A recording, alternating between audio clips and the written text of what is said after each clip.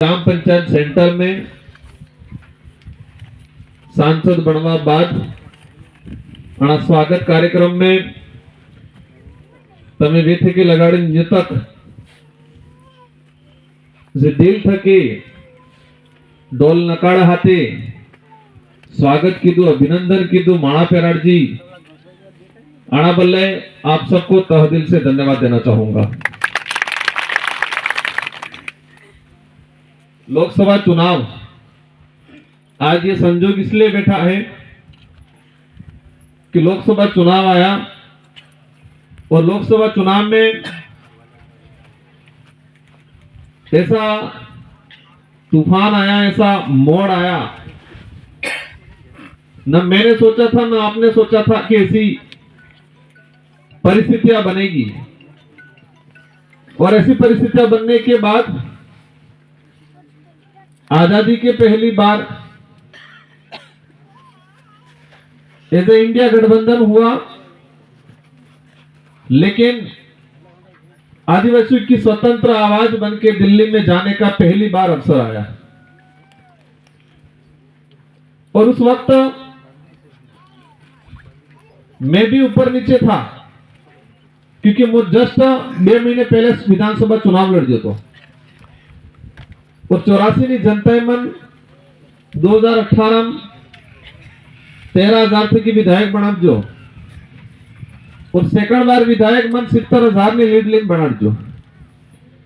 तो वो चुनाव लड़ी ने थाकी गए तो न धापी गए तो। और जब लोकसभा की बात आई थी, बांसवाड़ा वाला बेटा इस नहीं मान है कि राजकुमार जी तभी सुबह था पड़े। एक बार तो विचार किया कि 1-2 साथियों को करे, किसी को, लेकिन सबकी मंशा थी, आप सबकी मंशा थी, आप सबकी भावनाएं कार्यकर्ता पदाधिकारी ने समझी और इन्होंने मेरे पे प्रेशर बनाया, संगठन पे प्रेशर बनाया कि एक मोटो सा वट वृक्ष है ना, वट वृक्ष में पाड़ो पड़े जना वट वृक्ष है समाज इस डूंगरपुर बांसवाड़ा की जनता इस पानी टूई मुडकी दूतू तो वट वृक्ष में पाड़वा बल्ले हमें हेत्ता मळीन तमनुस मोरे करवा चाहे करी नणी इच्छा प्रकट की दी।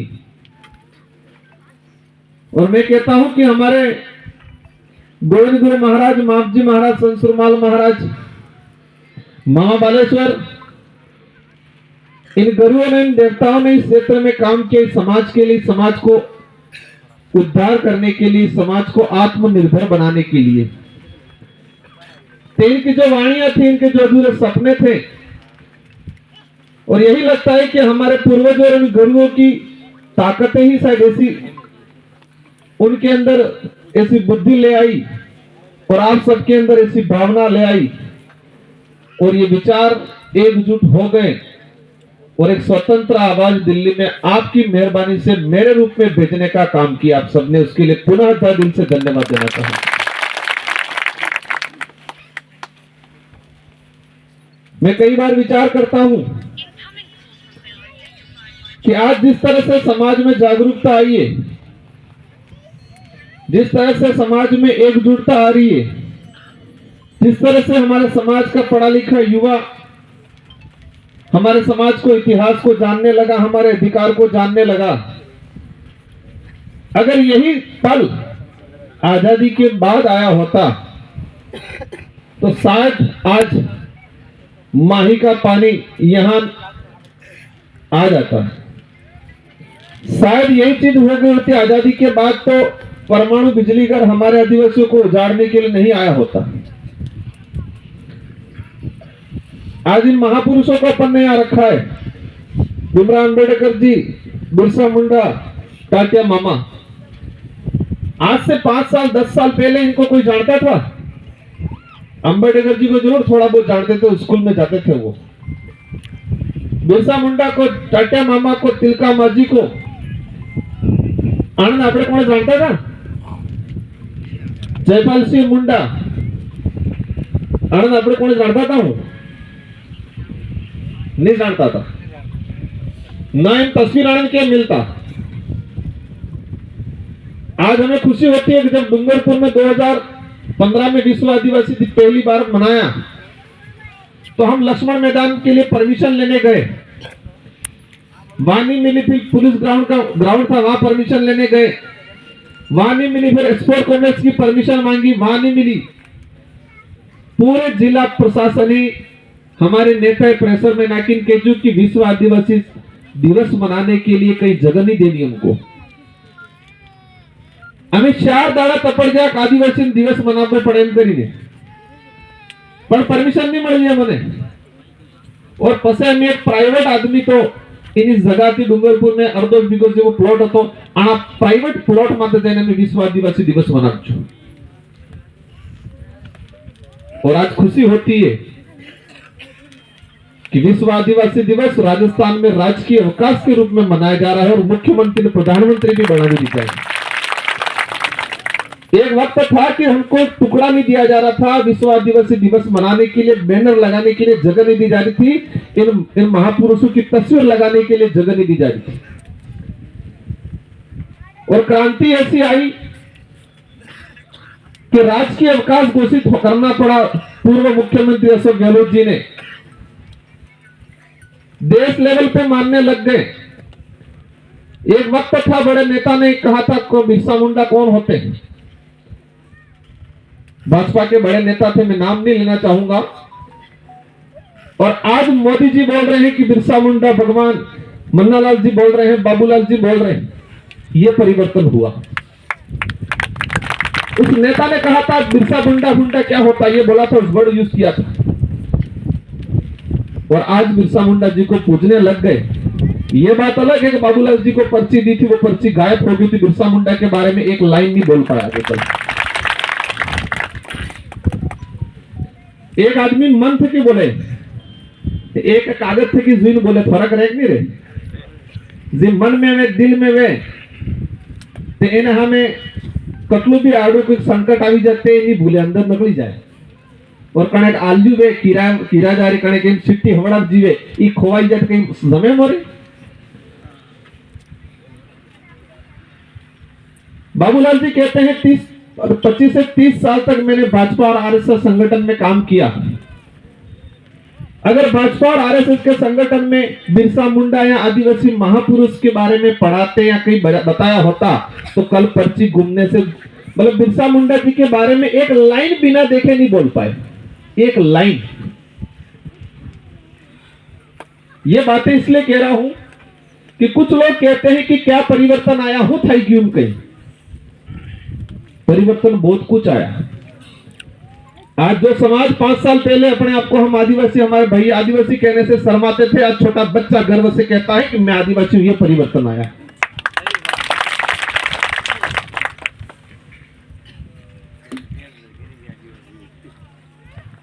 डूंगरपुर के आदिवासी, बांसवाड़ा के आदिवासी आपस में भेदभाव, प्रतापगढ़ के आदिवासी यहाँ का भाई भेदभाव करता था, वो खत्म हुआ। आज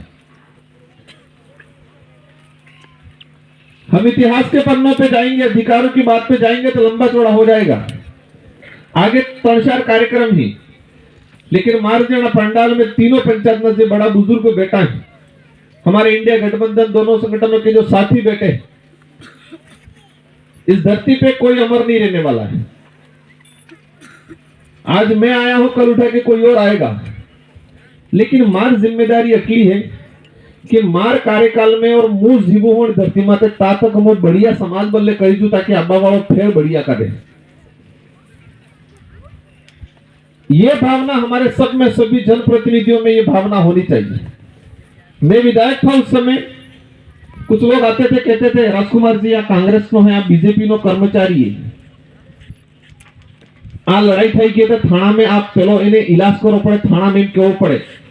मैंने कहा वो कार्यकर्ता बीजेपी का है या कांग्रेस का है, लेकिन इससे पहले तो समाज का है, वो आदिवासी है।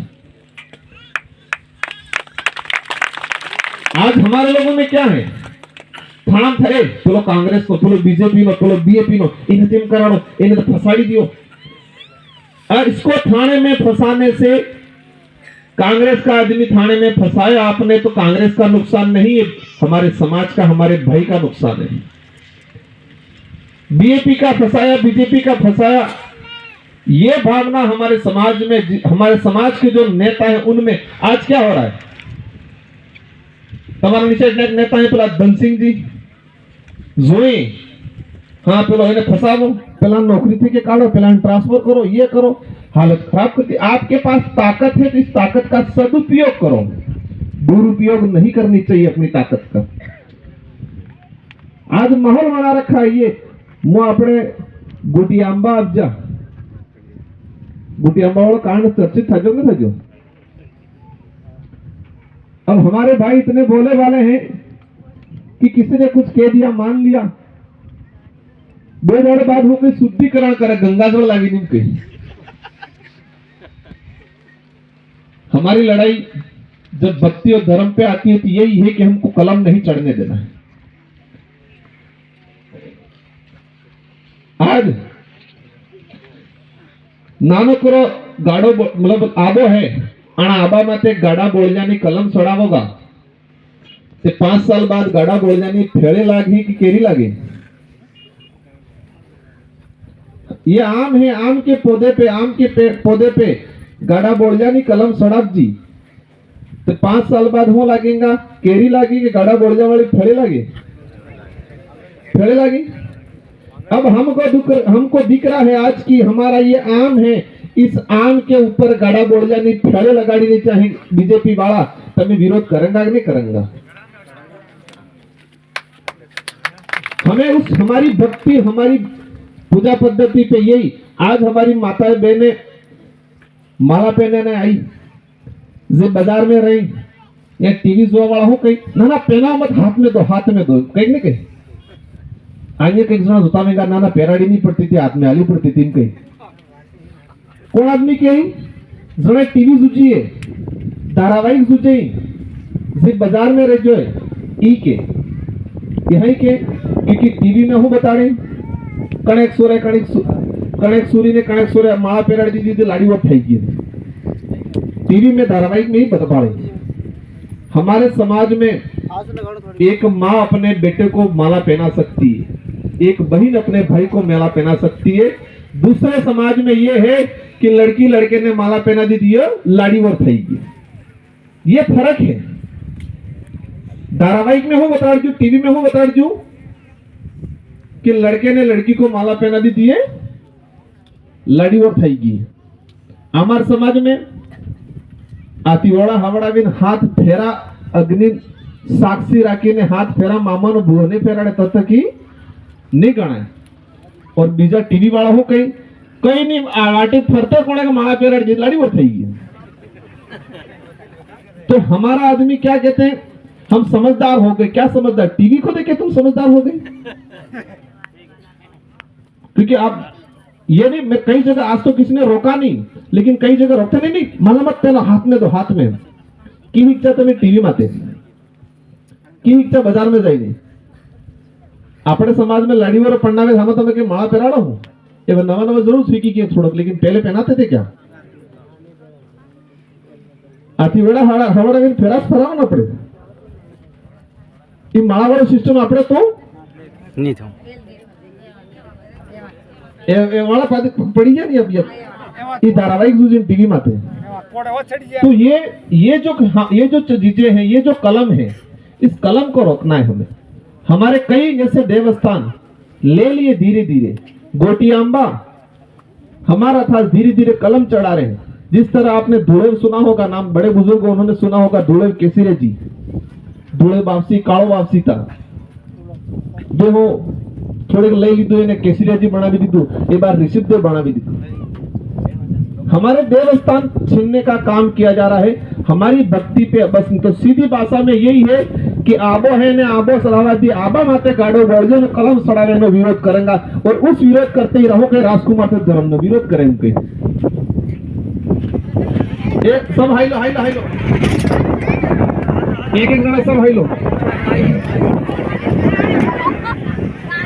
बाबू डोगरा भी खुश थी गया कि असल बात थी जेव लागे। तो ये बैठ जाओ, पकड़ के बैठ जाओ, पकड़ के नीचे बैठ जाओ सब। तो ये आ जाओ, हमारी सबकी जिम्मेदारी है कि हमारे समाज को, हमारे आने वाली पीढ़ी को सही दिशा में ले जाने का। अब सही दिशा में कैसे ले जा पाएंगे अपन? ये सरपंच साहब खड़े हैं, 3 सरपंच साहब और बोले मैं आज सांसद बना, अगर हमने पढ़ाई लिखाई नहीं की होती, बढ़िया गणिया नहीं रहता, तो हमें सक्सेस था। आप मेरे को सांसद बना भी देते, लेकिन मैं पढ़ा लिखा नहीं होता, दिल्ली में कोने गांठ तो मैं सुना ही नहीं आता।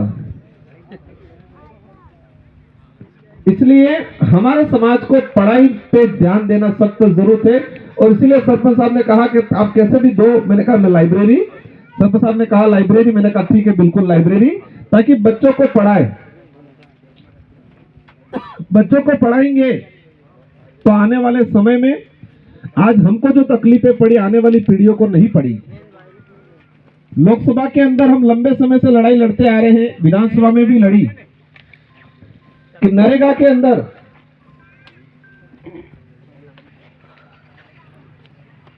एक कहावत बता दूंगा आज मुतमन।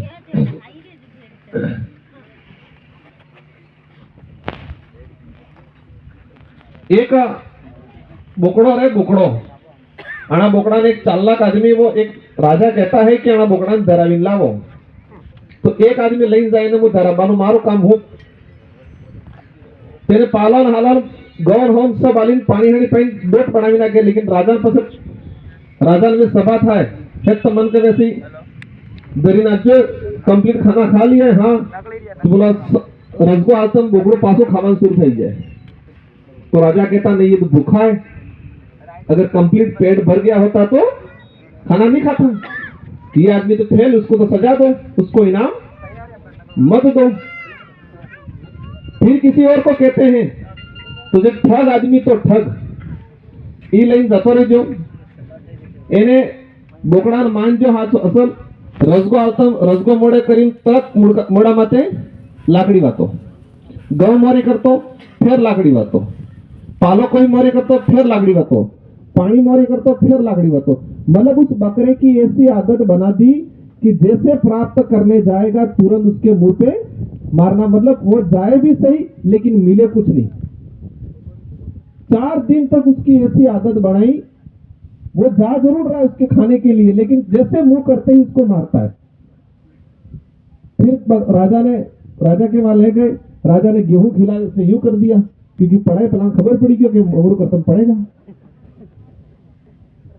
रसगो मोरे करतन फेर एम कर दी तू।